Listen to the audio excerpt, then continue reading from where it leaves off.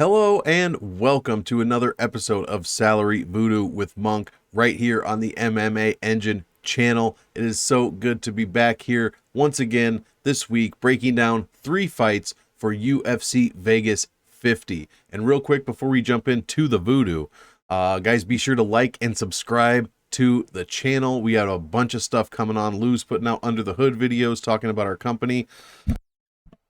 Weezy's putting out balls deep breakdowns. DFS by the Numbers is doing stuff on the channel, guys. We have content coming out to you every single day, so be sure to click the subscribe button on that. And without further ado, guys, let's get into some Salary Voodoo. So Salary Voodoo is my way, a different way of breaking up lineups and actually creating lineups is what I should say. I use it's very heavily probability stacked, so lots of numbers going in here, and I'm just going to break down a couple of fights for you guys today by my 3 colleagues. My 3 colleagues have actually given me fights here: Lou, Betya, DFS by the Numbers, and Uncle Weezy. So we will go through all 3 of those. It should take about 15 minutes, and without further ado, let's get started. At Lou Betya, go ahead and give him a follow on Twitter. My co-host, my intrepid co-host on the Monk and Lou's Happy Hour, coming at you this Friday and every Friday at 5 p.m. right here on the MMA Engine channel, so be sure to check that out. But Mr. Lou Betya gave me Trevin Jones against Javid Basharat. Now, this fight, Trevin Jones 7,500, Javid Basharat 8,700. Javid is a Dana White Contender Series alum with very high takedown and grappling upside. Trevin Jones 1-1 in the UFC with 1 no contest, about an average type score as far as DraftKings goes. Let me find if I had the right tab open here. All right, so Trevin Jones is, I believe, 7,500. I should write this stuff down. 7,500 and Basharat is 8,700. So let's dive deep into those lineups, or into those salaries rather. God, I cannot speak right now. First things first, this one is taking place at bantamweight, and it is the 6th fight of the night. So let's check that out. Bantamweight fighters make the optimal lineup. They've fought 71 times since January 1st, 2021. And they have made the optimal lineup 37 times out of those 71 fights, guys. That is a 52.11%. That is top 5, it looks like. 5th best weight class to play as far as optimal lineup. So not a bad weight class for the bantamweight division. 6th fight of the night. Very good fight. We've had 50 times the 6th fight of the night has been used since January 1st. I should say all stats I'm going to reference are back until January 1st, 2021. So that's my reference point. That's my jump off point. Before that, DraftKings had different scoring, blah, blah, blah. We won't get into it, but that's what it is. So 50 times the 6th fight of the night has been used. It has made the optimal lineup 27 times, guys. That is the 2nd best number on the entire card. Out of all fights used, 2nd best. We are at 54% 6th fight of the night. So we've got over 50% in the weight class and in the fight number. So what does the Salary Voodoo say? 7,500. Let's see here. That salary has been used 46 times, and it's made the optimal lineup 6 times. So that is a percentage of 13.04 making the optimal lineup. Not great. The 7,500 has a win percentage of 28.26%. And in those wins, it makes the optimal lineup only 46.15%. Guys, this is not a great salary, especially for an underdog salary. If your underdogs are going to win, you want them to make the optimal lineup, a little bit higher, at least around 50%, in which a lot of these underdog salary do have that 50% mark. So this one is a bit lower than usual. Let's see here. 7,500. We already covered that. How many points does it score on average? Let's see. 7,500, 90.29 points per win, guys. That is a very low number. I mean, there's only 2 numbers lower than that out of all salaries. 8,800 and 6,700. So the 7,500 is the 3rd worst scoring salary out of all 30 salaries used in this time. And then lastly, actually, I won't get into that yet. 8,700 So let's look over at the Basharat side. So the Trevin Jones side, 7,500, not a great salary voodoo there. 8,700, what do we get for that? It has been used 44 times, and it's made the optimal lineup more than double the 7,500 at 13 times out of 44. That is a 29.55%. It has a win percentage of 72.73%. So it's winning almost, 3/4 of the time.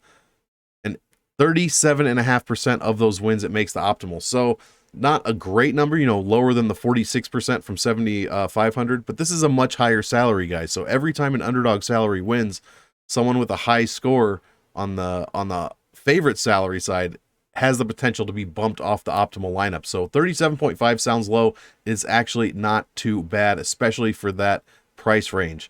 And then lastly, the salary pair of 87 and 7,500.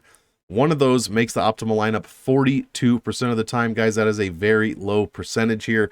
Long story short, I'm liking the weight class probability. I'm liking the number 6 fight of the night probability. But as far as salary voodoo goes, Lou, your fight is hexed. I do not like the salary voodoo from 8,700 and 7,500. I do like Basharat probably maybe to win this fight. I don't really know a ton about him. I like the takedown upside there. But as far as making the optimal lineup, hexed, says the salary voodoo on that one. So we will go on to the next fight. Brady, Mr. DFS by the numbers, has given me Bruno Silva, the middleweight Bruno Silva, going against Alex Pereira. Let's see here. Pereira only 4-1 professionally, just one fight in the UFC with a second round knockout. Silva, another huge knockout guy. Both he scores almost 100 points per win in his 3 wins. Pereira only put up 87 in his wins. In his win, I should say. Let's see here. The 70, actually, no, before that, this is a middleweight fight, and it is the 9th fight of the night. So middleweight weight class has been used 74 times. Has made the optimal lineup 40 of those times, 54.05%. That is the 3rd best weight class probability out of all of them. So middleweight fighters have a fantastic rate of making the optimal. This is the 9th fight. Let's check that out. Also been used 50 times.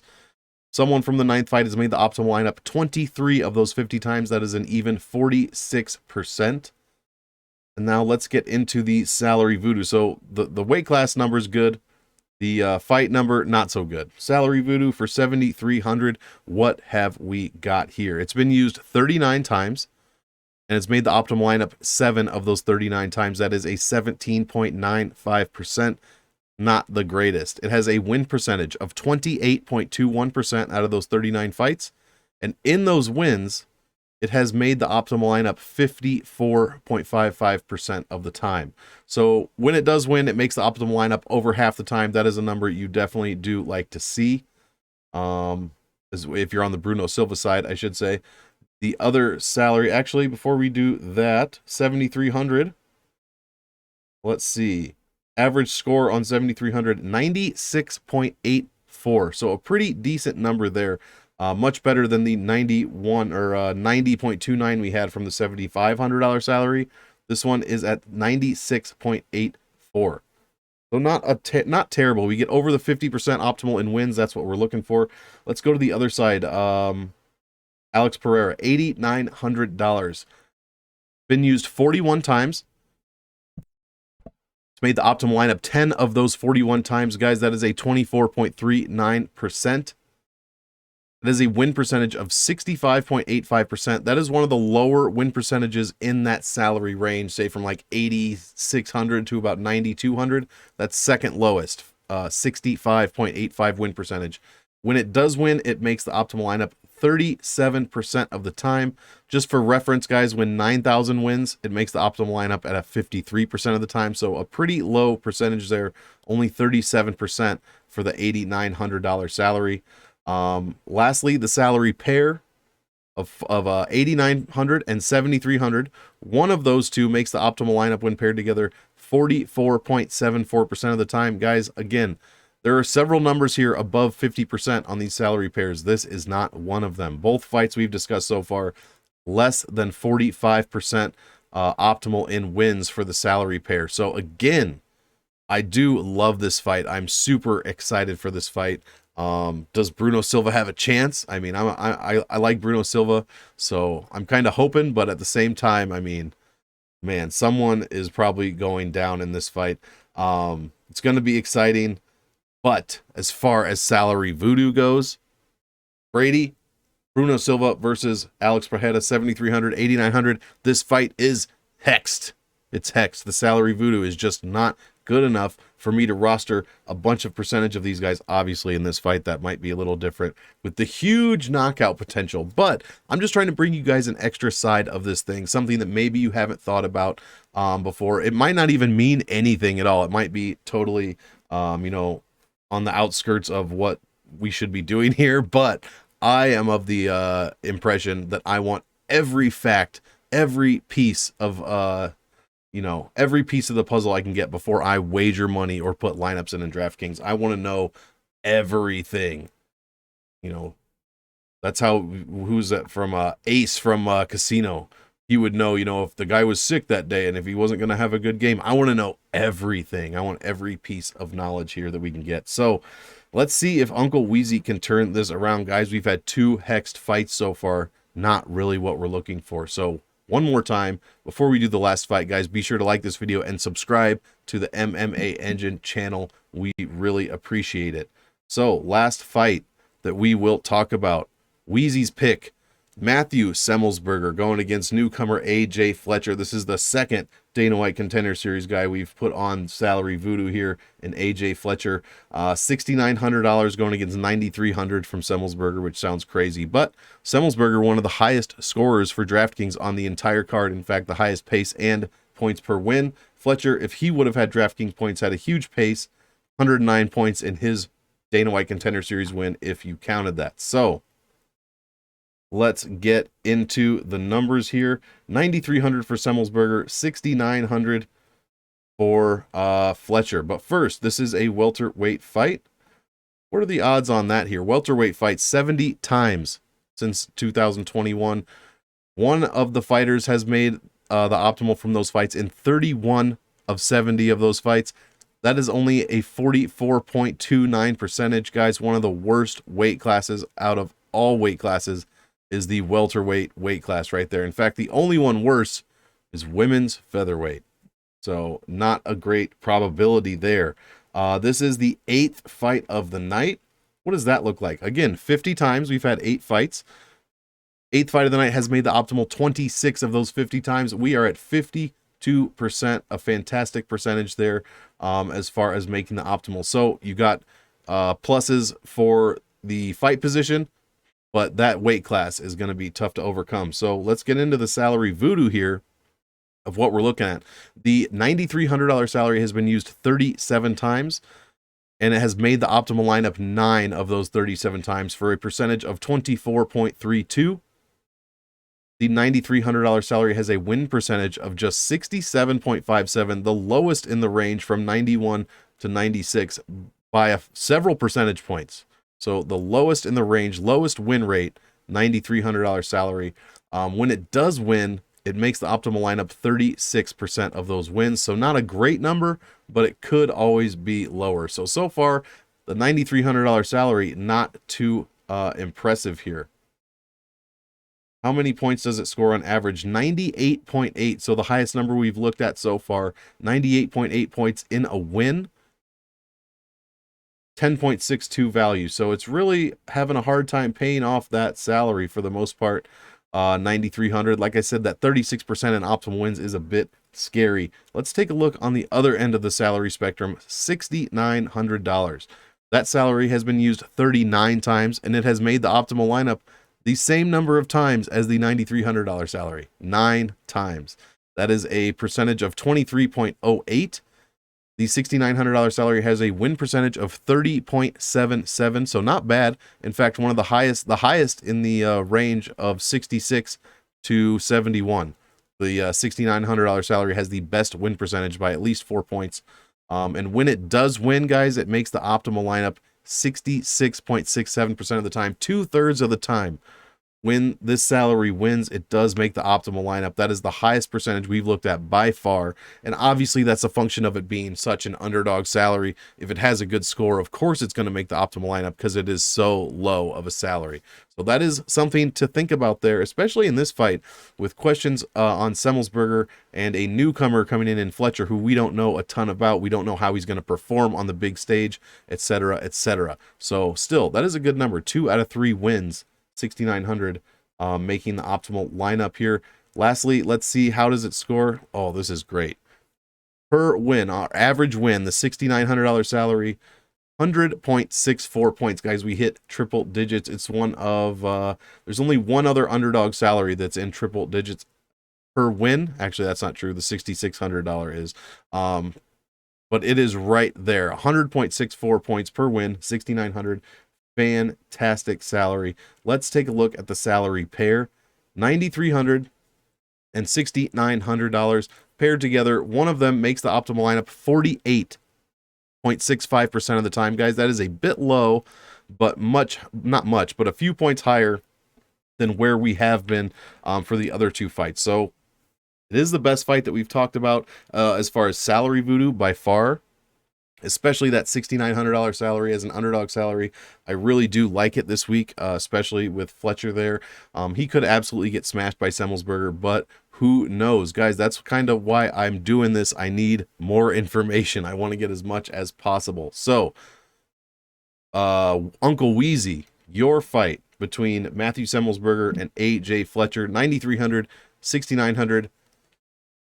Salary Voodoo says this fight is blessed, just barely. You barely made it. I'm using the fight position data. The 8th fight of the night has a great finish rate of 52%, or not finish rate, but optimal lineup rate 52%. And then that $6,900 salary really makes up for some of the bad sides of the 9,300, giving it a nice balance here. So I will be using the $6,900 salary this week. Probably using all 3 of the underdog salaries that I mentioned, come to think about it. So, guys, that is gonna do it. I don't know why I said gonna like that, but that is gonna do it.